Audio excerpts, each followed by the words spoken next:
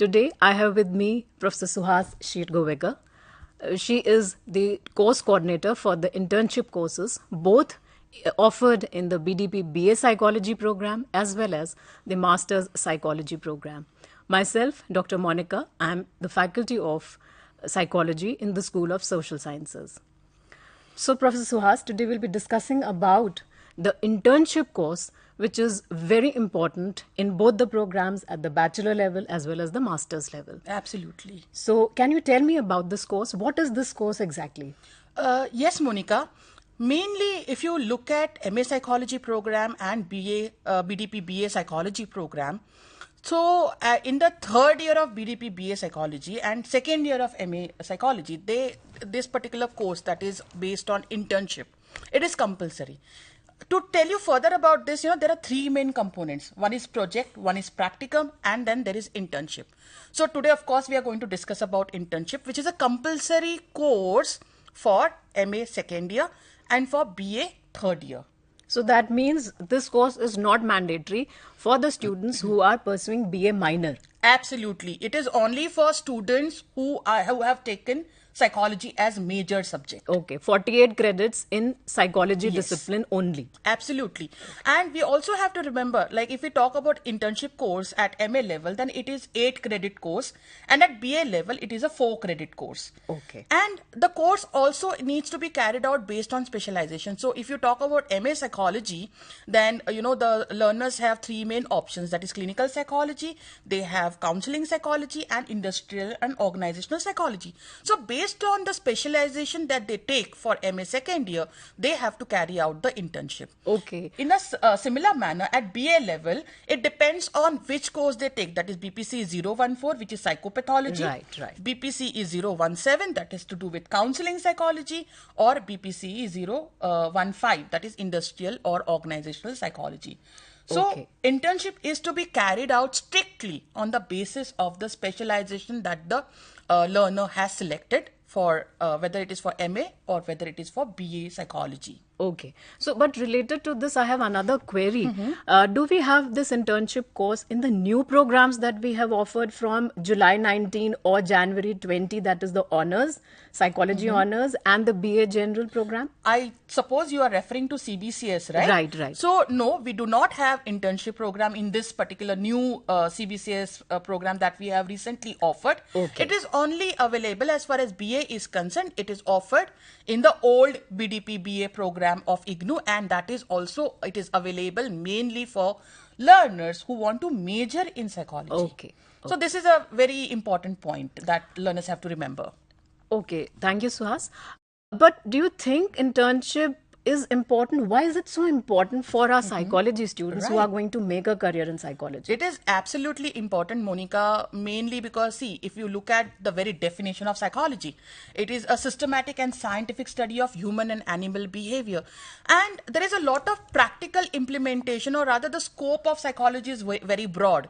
Even if you focus on the specializations that we have, in psychology, whether at MA level or BA level, we mainly focus on either clinical psychology or counseling psychology or industrial and organizational psychology. In all these three specializations, a lot of, you can say, the learner has to develop a lot of skill or competence. You have to deal with people, you have to understand people, you have to know how to talk to people.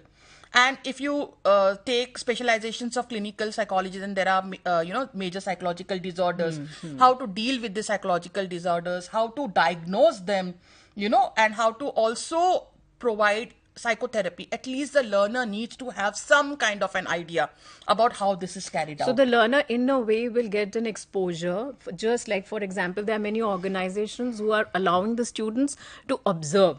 So by observation also the students Yes, are learning. of course, the students can learn through observations, or they might get they might be given some kind of work to take case history, which again is a Correct. skill in itself. Right. Right. So it is extremely important because later on, these are the learners who are going to become a psychologist. They could practice psychology, whether in a clinical setup or a counseling setup, or it could be an industrial setup. Right. But they need to have these skills and competence, and that they can get only when they practically do it. Correct. Right? When they interact with people, each case we know is different. Right. Right? So when they interact with people, when they actually take a case history, or when they observe a clinical psychologist or a counselor or a human resource manager functioning in an organization, he or she, the learner, is going to learn quite a lot. He is going to learn a lot of skills and know basically how overall, the activities Hands-on are carried out. experience. Hands-on experience, Correct. absolutely. Correct. And that is why we call it internship. Right. Okay, so that is the reason why it is very important, and the course was included in MA Psychology and BA Psychology So program. that is, that the unique nature of the program Absolutely, also. yes. So, but then how do we select the organization? Because that is also something very, it becomes a little, dilemma also for many students, how to go about searching for the organizations or the criteria. Right. Do we have any specific criteria? Yes, of course, Monica. First of all, over here, I want to bring the attention of the learners to one thing. See, when we talk about distance education, the responsibility is on the learner. Now, what happens is we have given everything, whether it is your program guide, or whether it is your handbook of internship, handbook of project, or handbook of practicum. All the information about how to carry out each course is given in these handbooks. Yes. Or the program guide. Like there is a program guide for MA Psychology, right? So each and every learner is expected to read the program guide clearly and properly. In a similar manner, I would like to show the learners that there is this handbook. Okay, this is the handbook of internship for MPC 015, 025, 035. These are the course code for MA internship. And for BA level internship, it is BPC 023. 2-3, right. Okay, so this handbook of internship has all the information how the learner is supposed to proceed. How the learner is supposed to select an organization. There is a criteria based on specialization. For each specialization, there is a criteria whether they can do it in a clinic. If what about a government hospital? What about a private hospital? What kind of organization with regard to industrial or organizational psychology should they select? All the details, the criteria is given in this handbook. Correct. So the learner has to read the handbook, and then based on his or her specialization, and based on also his or her interest, like some of the learners, they are probably interested in working in schools. So they can carry out their internship in a school under a school counselor. Some of them might be interested in an NGO, which probably is dealing with, like, say, violence related issues and so on. So they could very well carry out their internship under that particular NGO, provided it meets the criteria. It meets the criteria, and the student should also go now. Most of the organizations, they are having their website. Yes. Right. So they should confirm from the website what are the the points, the topics that they will be dealing, who will be mentoring, because now they all mention the details about the who is taking the classes or the sessions, how to go about. And in fact, if it is like, there are many when we do the regular internship also, I think Absolutely. like for example in hospitals and all, of course that is very transparent. We know we can go there, we can visit ourselves, we can take permission from proper, from the regional center or the faculty if in Delhi. And so the point is, like, the student should be careful while selecting the organization. Yes, they definitely have to be careful, and because we have already mentioned that this is very important course and it is going to give you hands-on experience, so this is going to be a very good learning experience, and we know that students who have carried out internship, they do learn a lot. Right? So it is very important that you select an authentic organization, you interact with them beforehand, an organization that meets the criteria. At the same time, before the internship starts, the learner takes permission from the academic counselor. They don't have to approach the headquarters for the permission. Okay, but they have to take an approval from their academic counselor. And why we have done this is because, see, the program is offered all over India. So, there are various organizations, very good organizations probably that are there in Kerala. So an academic counselor who is in Kerala would know better about them. Or an academic counselor who is in Mumbai, will know better about the NGOs or the organizations or industries that are there. Correct. So it is very important that the learner, first of all, based on his or her specialization, based on his or her interest, selects an organization, interacts with the organization, and is confirmed, that I'm going to learn over here.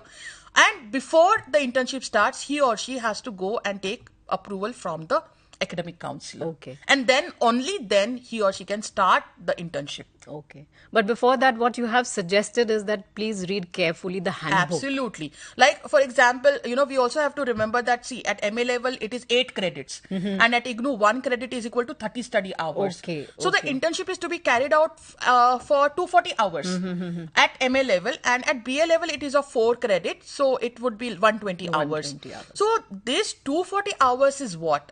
This is everything related to internship. Including writing of internship report or references carried out by the learner. Okay, and we have made it very flexible. It is not as if, the learner, because most of our learners are working or they are also engaged in a lot of other activities. Correct. So they might not have that kind of a time. So there is flexibility. It is not like, they have to take a break from their work and then do internship for, say, whole 1 month. Okay. Based on the communication with the organization or the agency where they want to do the internship, it can be okay that I will visit every Saturday, or I am going to visit every 2 days in a week, and so on. So the learner has to complete those number of hours. Exactly. Within that Okay. year. Within that year, okay, with 240 hours is to be completed, and it includes all the activities related to internship, including any reference work, case history taking, observation, and also even including the internship report writing. Right. Okay, so, and of course, all the formats are given. So anytime they visit a particular clinic, they have to take the signature of the agency supervisor over there, and if they go for some reference work, then again they have to take signature, so that everything is neatly arranged in their internship report. You have just taken the name of academic counselor. So what exactly is the role of academic counselor in the internship course? Right. Now, when we talk about internship, whether at BA level or at MA level, there are 2 main important persons: academic counselor and agency supervisor. So the academic counselor is a person who is teacher and approved academic counselor for IGNOU. So he or she is the teacher at your study center. Okay, and agency supervisor is the person who will be there at the agency or the organization. Now this agency supervisor has to be a psychologist, not a psychiatrist and so on. Okay. Right? If you are doing clinical psychology or counseling, the agency supervisor needs to be a psychologist. And in case of clinical psychology, it would be better if the person is a clinical psychologist. As far as industrial and organizational psychology is concerned, because as we know, there might not be many HR managers with only psychology background, so they can do it under an HR manager as well. Okay. So as far as industrial and organizational psychology is concerned, the internship can either be carried out under a psychologist or an HR manager or a personnel manager in an industry. All these things are clearly given in the handbook of internship.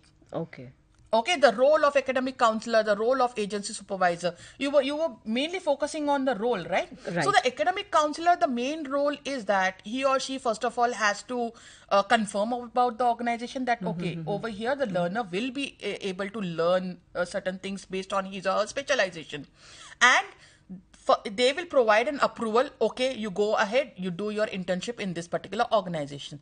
Once that is done and the learner starts the internship, okay, he or she will constantly be in touch with academic counselor to kind of, if he or she has any query, I think that this can is be resolved. important. This is important that the student remains in contact with interaction with the counselor. Yes. And on the other hand, the agency supervisor is going to help the learner at the organization by providing the cases and allowing the learner to observe, how to take a case history, how to carry out diagnosis, So the agency supervisor will kind of mentor. Mentor at the organization, and both of them would be available for the learner to clarify any doubts.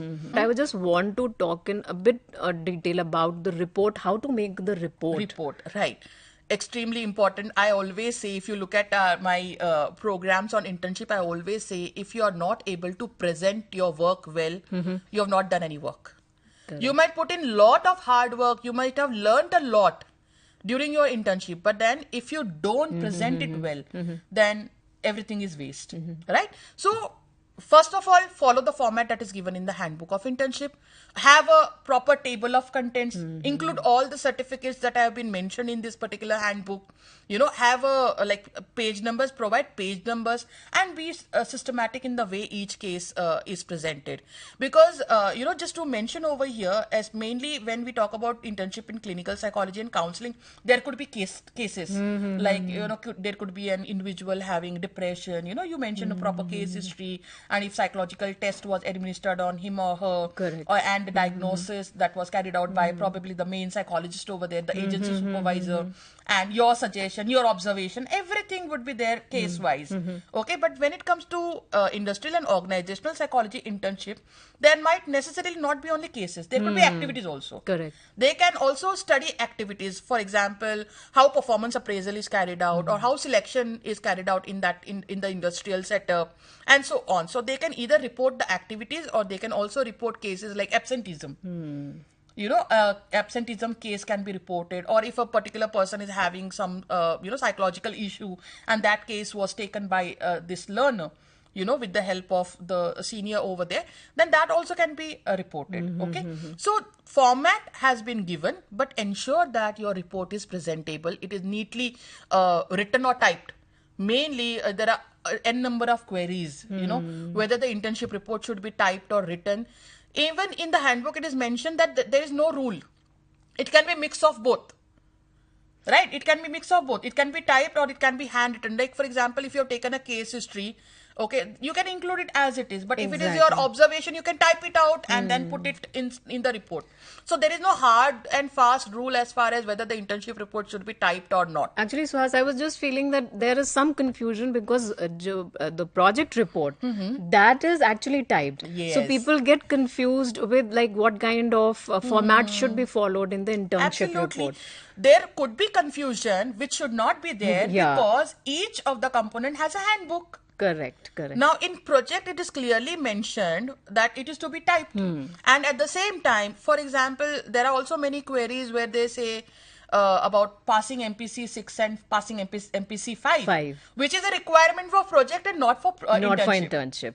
Okay, so they have to distinctly remember that project is a different course, internship is a different course, and practicum is a different course. Practicum, of course, is there in first year MA as well as second year MA, and in second year BA as well as third year BA. Correct. Each are distinct course and they are compulsory. Okay, as far as BA is concerned, if they are majoring, then it's a compulsory course. Okay, similarly in MA also you have to do internship. You cannot be exempted from internship. Yeah, there's no exemption. There is no exemption for internship. Of course, you need not pass MPC 5 and 6. That is the requirement of project, because these courses are related to research methodology and statistics, which is not actually required in internship. Correct. But I would suggest that before you actually start your internship, please go through your theory courses. Because unless and until you understand, like for clinical psychology specialization, the theory courses have to do with psychopathology, psychodiagnostics, and psychotherapy. Now, these three are important for you to actually carry out internship. In a similar manner for counseling also, there is introduction to counseling, assessment in counseling. So you need to know about these before you actually go for hands-on experience. Right. So some basic information, some basic knowledge should be there before you go to the field. Yes. So please spend some time. You must have received the material. The material is also available on eGyan course. So first of all, read the material. Then also you will probably kind of identify what your interest is. Probably you want to work with children, or you want to work with couples. You want to work with adolescents. You want to work with different kind of categories, whatever, based on your interest. And depending on that, you can select. You want to work in a hospital or want to work in a clinic. But please remember that all the criteria that are given in the handbook, whether it is with regard to selection of the organization or with regard to agency supervisor, there are n number of learners probably want to do under a psychiatrist. See, as clinical psychologists, definitely we do have to work with psychiatrists, right? But then this is an MA psychology program. And the learners will learn best when they work under a psychologist. So the requirement of internship is that you need to work under a psychologist, barring, of course, industrial and organizational psychology, where they can also work under a human resource manager. Correct. But I just want to add something here, that the learner should try to be original. One should not copy Absolutely. from their fellow learners, that the cases are similar, so let us copy, make a combined report kind of a thing. That should be absolutely avoided. One should go in by writing in one's own words, take help of different references. Now with the offline, apart from the offline resources, you have so many online resources and very good websites are there, so many things are there.